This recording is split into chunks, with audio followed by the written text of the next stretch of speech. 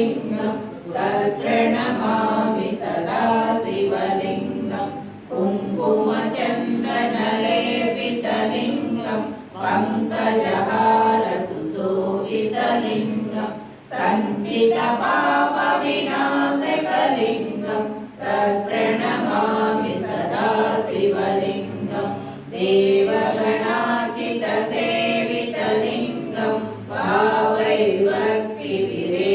च लिङ्गं दिनकरकोटिप्रभाकरलिङ्गं तत्प्रणमामि सदा शिवलिङ्गम्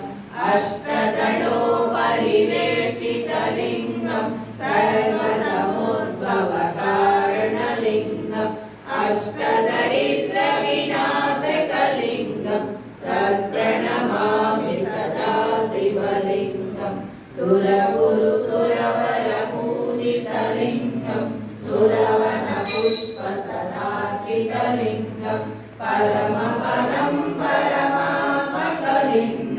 तत्प्रणमामि सदा शिवलिङ्गम्